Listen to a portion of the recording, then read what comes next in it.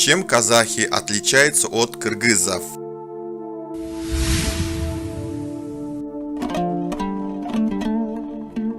Расхожее мнение, что киргизы и казахи практически ничем не отличаются друг от друга, в корне неверно. Несмотря на заметное сходство обычаев, традиций, языков и национальной одежды, этногенез этих двух народов происходил по-разному. И дело не только в том, что один из них живут в обширных степях, а другие в горах. Значительные различия можно заметить в культуре, устном народном творчестве, а также в традиционном укладе жизни казахов и киргизов. Степь или горы?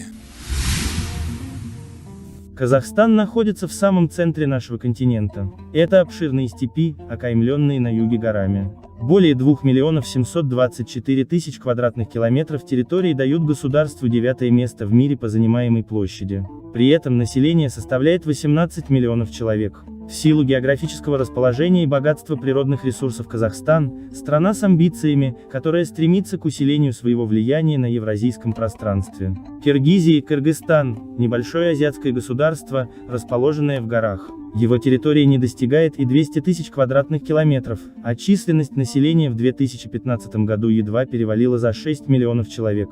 Эти люди живут на Тянь-Шаньо, в горах Северного Памира, а также на берегах знаменитого озера Иссык-Куль. Обитатели равнин всегда значительно отличаются от горцев образом жизни, особенностями быта, традиционными промыслами, что обусловлено влиянием окружающей среды.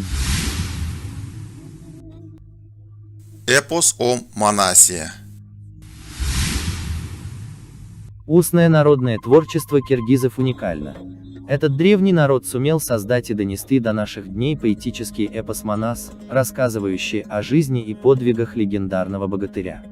Одна из версий этого произведения, занявшая целых 18 томов, была опубликована с 1984 по 1995 годы в городе Урумчи.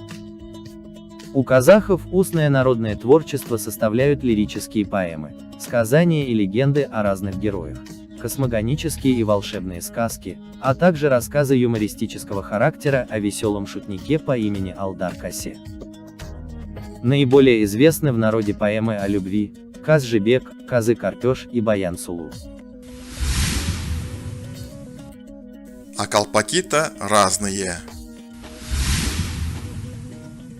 Национальные головные уборы двух народов тоже различны. Киргизы носят ака-колпак, который шьют из белого войлока, 4 клина расширяются к низу, образуя поле. Казахский аир-колпак – это шляпа, отделанная снаружи атласом или бархатом. Головы киргизских дам украшает эличек, тюрбан, на изготовление которого уходит до 30 метров белой ткани. Кимешек казашек намного проще. Обычно это белый платок с намотанным поверх него небольшим отрезом материи. Киргизское произношение тверже. Языки этих народов очень похожи, они относятся к восточной группе тюркской семьи. Однако в речи жителей двух стран есть свои отличия. Лингвисты утверждают, что киргизы говорят намного тверже и жестче, чем казахи. Например, горцы скажут «чииличе», а степняки в тех же словах выдадут «чииличо». Кроме того, в географических названиях типа Алато-О или Барскон, сдвоенный звук киргиз произнесет на одном выдохе, а казах обязательно сделает небольшую паузу между одинаковыми гласными. Национальные кухни двух народов похожи. Они состоят в основном из мясных и молочных блюд. Однако в рационе есть и свои различия.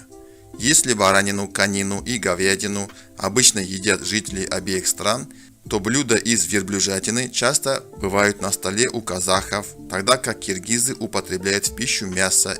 Просто верблюдов не разводят в условиях предгорий. Корабли пустыни предпочитают равнинный сухой климат. Для них подходят природные условия Казахстана, а яки традиционно обитают на Памире и Тянь-Шане.